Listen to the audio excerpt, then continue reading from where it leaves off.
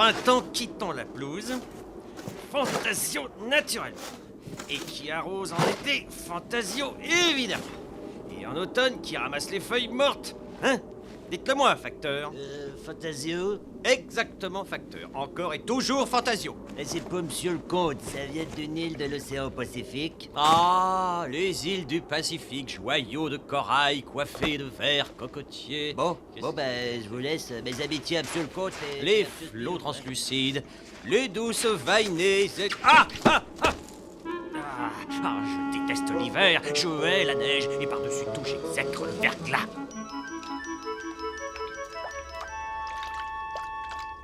Ah, quel merveilleux cadeau, Spirou. Rien ne pouvait me faire plus plaisir. C'est Fantasio qui a eu l'idée d'un aquarium, monsieur le comte. Une bien charmante idée. Un colis pour vous, monsieur le comte. Ça vient du Pacifique. Ah, c'est notre ami le professeur Sushiyaka. Il a créé une ferme marine expérimentale à Billy Island, un atoll du Pacifique. Il fait l'élevage d'étoiles de mer? Non. Tu m'as l'air bien agressif, toi. On peut la mettre dans l'aquarium? Ah oui. Non, ça sera du plus bel effet.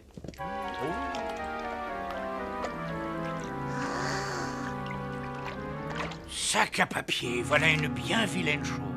Sapristi! Mais où est donc passé le monstre? Le monstre? Mais quel monstre? Mais l'Echinodenus cannibalis, enfin l'étoile de mer, sabre de bois. Mais dans l'aquarium? Sac à papier. Mais il ne fallait pas. Nom de nom. Elle a dévoré le corail en quelques secondes. Cannibalis, vous avez dit? Bah dites donc, quel appétit, en effet, oui. On dirait qu'elle a grossi. Exactement, messieurs. Vous avez devant vous une monstrueuse espèce d'étoile de mer. Une espèce jusqu'alors inconnue découverte par Sushiyaka. Oui, vorace, je l'ai vue, mais monstrueuse. Si Sushiyaka dit vrai, monstrueuse est encore un mot faible, mon cher Fantasio. Ces étoiles terrifiantes prolifèrent autour de l'atoll de Billy Island et menacent la ferme marine de notre ami. Il me demande de venir l'aider à se débarrasser de ce fléau. Malheureusement, je suppose que vos obligations vous empêchent de m'accompagner. Qu'en dis-tu, Fantasio? J'en dis que c'est comme le comte l'a dit, Spirou. J'ai en effet de très lourdes obligations. Un passionnant article à écrire sur la production des guirlandes de Noël. Et ce sera un article passionnant, soyez-en sûrs. Mais si mon devoir de journaliste m'impose d'aller sous l'ardent soleil des tropiques, je ne saurais me dérober.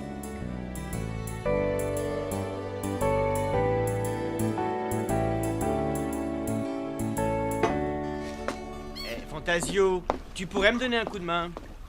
Nous ne sommes pas en vacances, tu sais.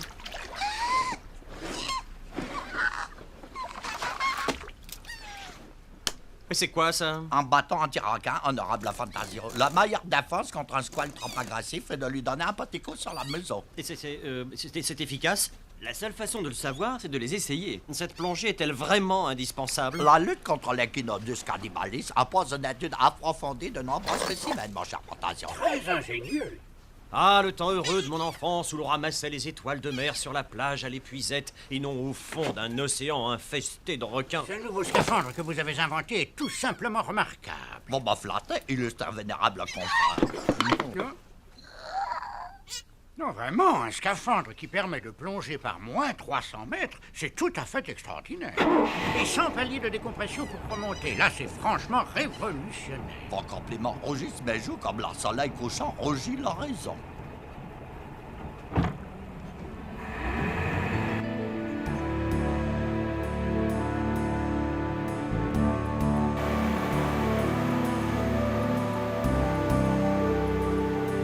Vous pouvez stopper les motards, mon cher Spirou. Nous devrions trouver ici ces voraces étoiles de mer. Entendu, professeur.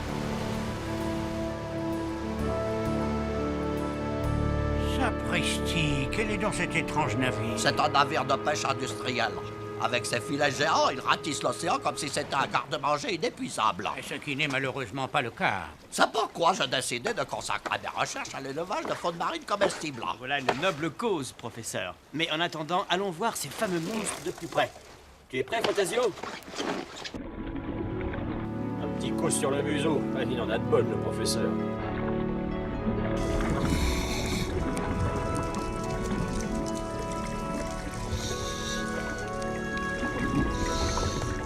Oh, c'est magnifique!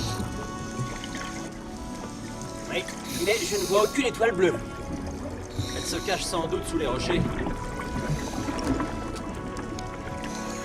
Non, excusez-moi de vous déranger, monsieur le héros. Mais je vous en prie, non, rendez-moi mon...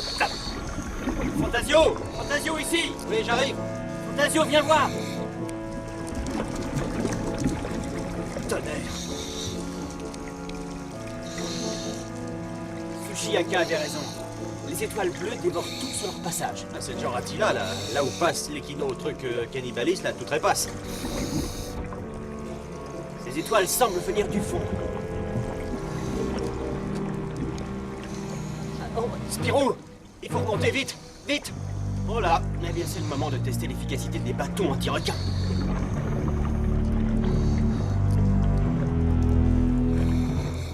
Mettons-nous dos à dos et ne les quittons pas des yeux. Oh, ça, t'en fais pas. Je pourrais compter leurs dents. Désolé, mon vieux, mais je ne suis pas comestible. Ah, dis donc, ça a l'air efficace, hein. Profitons-en pour remonter. Ah oui. Heureusement que les scaphandres de Sushiyaka nous évitent les paliers de décompression. Attention, Fantasio! Ils reviennent!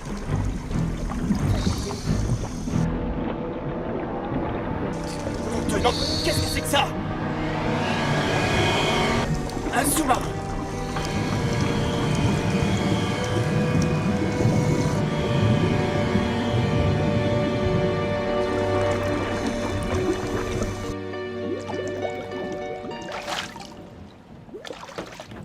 Sapristi, voilà nos courageux aquanautes.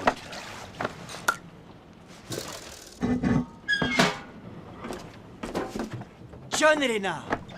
Ça alors, quelle surprise. Ouais, j'avais appris votre arrivée par le professeur. Eh bien, bon séjour.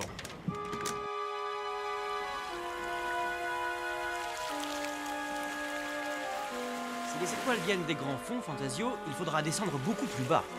Avec le sous-marin de John? Exactement. Vous venez vraiment à descendre au fond? Eh, si les étoiles bleues viennent de là, ça vaut le coup d'aller voir. Une plongée en profondeur n'est pas une promenade touristique, vous savez. Oh. Oh, nous ne sommes pas des touristes, John. Nous sommes de véritables et héroïques aventuriers. Bon, si vous insistez. Rendez-vous demain sur le ponton à la première heure. Nous y serons. Au fait, où sont Champignac et Sushiyaka? Ça fait des heures qu'ils cherchent le moyen de se débarrasser des étoiles bleues. Pensez-vous vraiment, éminent collègue, que votre mégamole bombex explique... Oh! Sabre de bois. Notre échinodus cannibalis a certes trépassé, mais à quel prix, sac à papier? Expérience et mère de science, honorable collègue. Essayons ma préparation. Suce au monstre, ajouterai-je.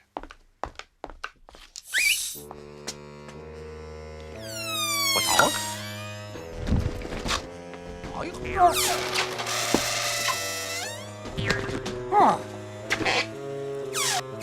Sac à papier. Oh, nous ne sommes pas au bout de nos peines, mon cher confrère. Indiscutablement vénérable collègue.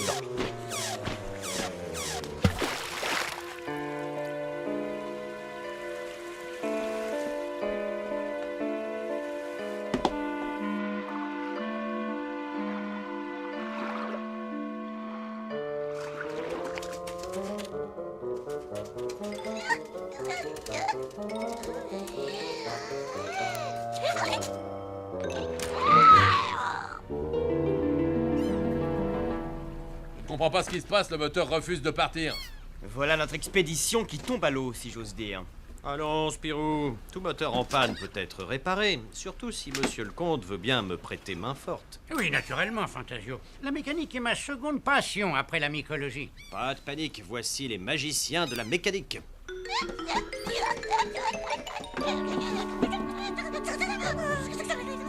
Qu'est-ce qu'il y a, Spip?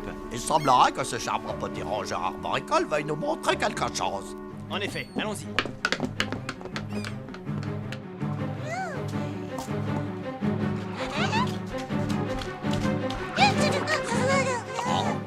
C'est abominable.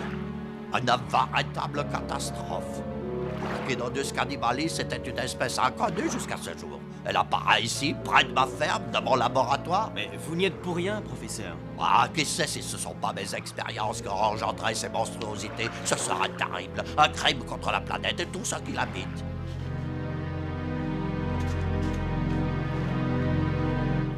Auriez-vous l'obligeance de me donner une clé de 15, s'il vous plaît? Et une clé de 15. Une. Ne vous inquiétez pas, professeur. Monsieur le comte et Fantasio auront vite fait de réparer le sous-marin. Et nous trouverons l'origine de ces étoiles de mer, je vous le promets. Votre enthousiasme rachève le cœur meurtri du vieux savant que je suis, courageux jeune homme.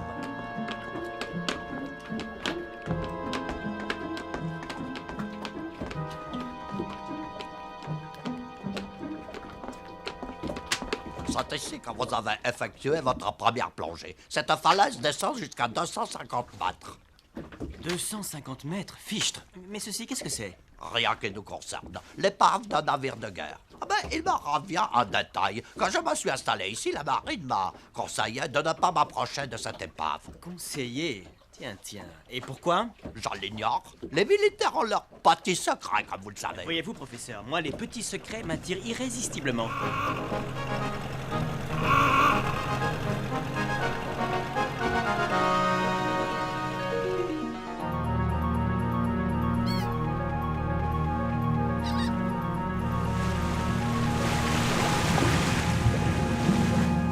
Allez, chers confrères, allons nous remettre au travail, nous aussi. Mais où est donc cet étonnant écureuil que votre téméraire ami Spirou nous a confié? Oh, il doit jouer sur la plage. Il est très indépendant, vous savez.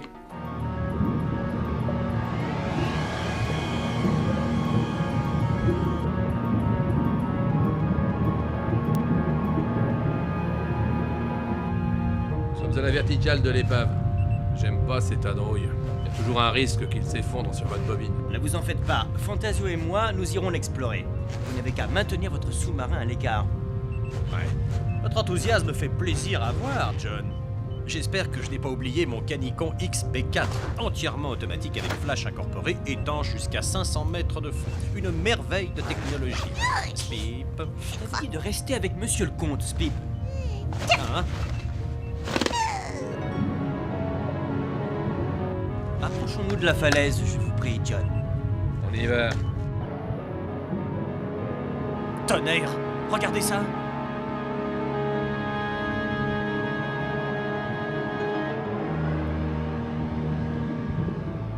253 mètres.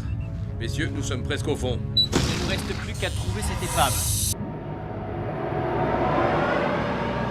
Faut savoir pourquoi cette carcasse vous intéresse tant à la fin. Qu'est-ce que ça a à voir avec les étoiles bleues? C'est justement ce qu'on apprendra peut-être en explorant. Tenez, la voilà, 3 dessous.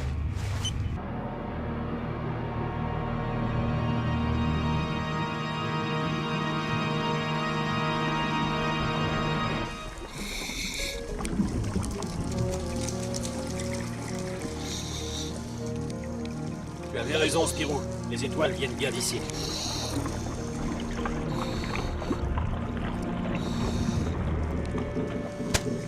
Allons voir de plus près.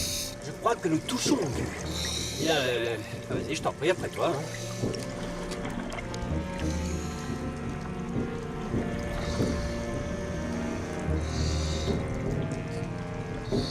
Nous sommes dans une tourelle d'artillerie. Et là-haut, il doit y avoir des canons. Ces obus sont la solution de notre problème. Des obus à charge chimique, Fantasio. Les étoiles de mer ont été contaminées par le produit qui s'échappe de ces obus. Et elles ont muté. Nom d'une pipe. Des étoiles mutantes. Ces obus ne se sont pas éventrés par accident. On les a découpés. Prenons un échantillon de cette substance chimique. Ne traînons pas ici.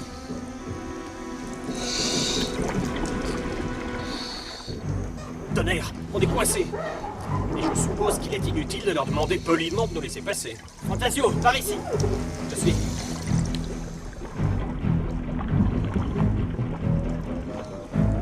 Aucune issue, on est prisonnier dans cette grosse boîte de conserve. La culasse du canon, c'est notre chance.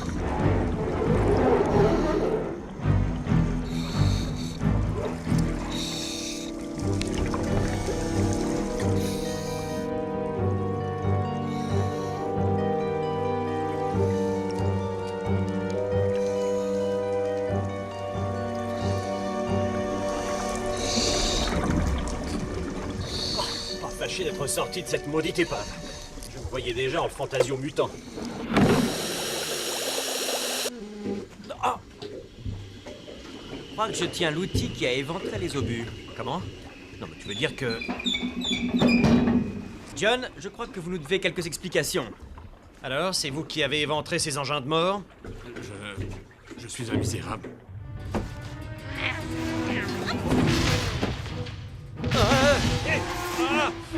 Qu'est-ce qui se passe?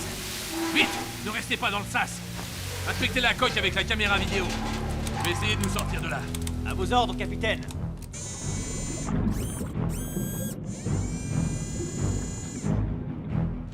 Nom de nom, ces sales bêtes ont élu domicile sur votre sous-marin, John. Nous sommes trop lourds. Impossible de décoller du fond. Naturellement, je suis sûr que les commandes ne répondent plus. Et les commandes ne répondent plus. Il faut abandonner le sous-marin et remonter par nos propres moyens. Bah voyons, je l'aurais parié. Et désolé, John, mais il y a un problème. Mille tonnerres. Spip. Ce petit caisson étanche résiste aux plus fortes pressions. Et l'air du sous-marin étant à la même pression qu'à la surface, Il n'y aura pas de problème de palier de décompression. faudra économiser ton souffle, mon petit Spip, car tu n'auras pas beaucoup d'oxygène là-dedans. Et nous, il faudra pas traîner en route. Hé, Fantasio! Ouvrez les vannes! Vas-y, Spip, respire un bon coup et économise ton air.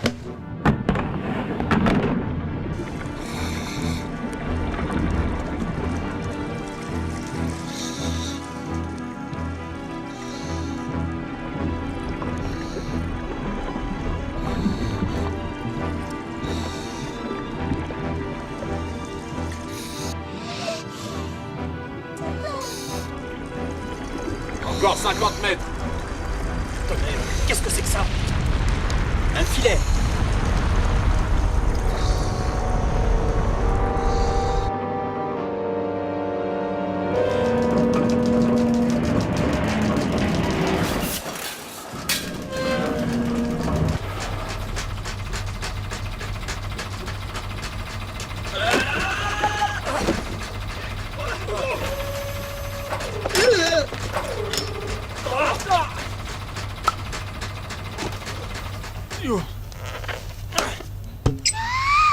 Spip, ça va? Ah, je déteste l'eau, je hais la natation, j'exècre la plongée, par-dessus tout, j'abhorre patauger parmi les monstres mutants. Hé, par ici! Allez, fichons le camp de là. J'ai pas envie de finir dans une boîte de conserve baignant dans l'huile avec des olives dans le nez, moi. Il n'y a personne sur ce bateau. Ah, je me disais aussi, il manquait plus qu'un bateau fantôme dans cette histoire. Ces nouveaux navires de pêche sont entièrement automatisés. Il y a juste un commandant. Vous avez l'air de bien les connaître. Oui, j'en commandais un dans cette compagnie. Mais j'avais des dettes de jeu. Alors pour les effacer, mes patrons m'ont obligé à me faire engager par Tsuchiyaka pour l'espionner. Ils avaient peur que les expériences d'aquaculture du professeur nuisent aux intérêts de leur pêche industrielle. Exactement. Dès que j'ai découvert le premier spécimen d'étoile bleue, je le leur ai envoyé. Quand je leur ai dit où je l'avais trouvé, ils ont tout de suite pensé aux armes chimiques de l'épave. J'ignore comment ils savaient ça, mais alors, ils m'ont demandé de... Je pouvais pas faire autrement. Ils me tenaient. Oh, je suis un misérable.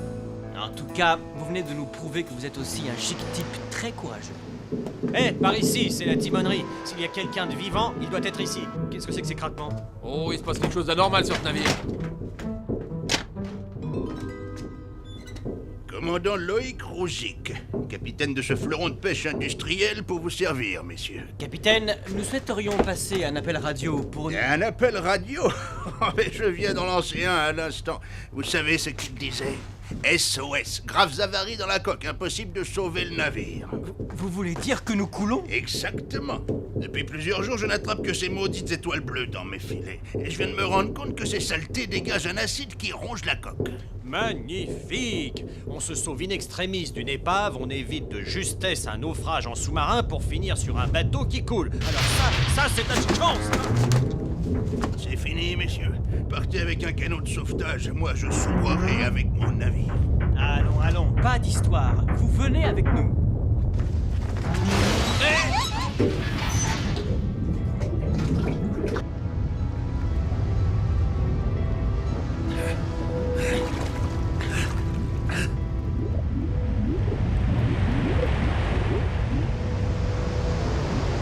Eh bien, les mers du Sud vues d'en dessous, c'est pas bien du tout. Regardez, un bateau! Il vient vers nous! Sushiyaka et Champignac.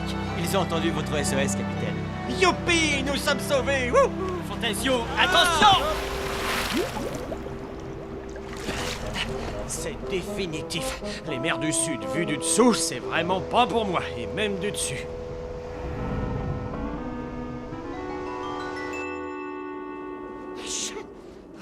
Ah, je hais la neige. Je déteste le froid. J'exècre l'hiver. Oh, il faisait meilleur chez notre ami Sushiyaka. Billy Island, son soleil, sa plage, ses cocotiers, ses étoiles de mer. Eh bien, les nouvelles vont vite. Elles sont à la une du journal, les étoiles bleues. Les responsables du désastre écologique de Billy Island ont été arrêtés. Le professeur Sushiyaka déclare que la prolifération des étoiles bleues a été stoppée et que la nature reprend ses droits. Eh oui, mes amis, les résidus chimiques que vous avez prélevés sur un obus nous ont permis de créer un antidote. Hein, Spip, qu'est-ce que... Le laboratoire? Oh, sabre de bois! Le labo! Oh non!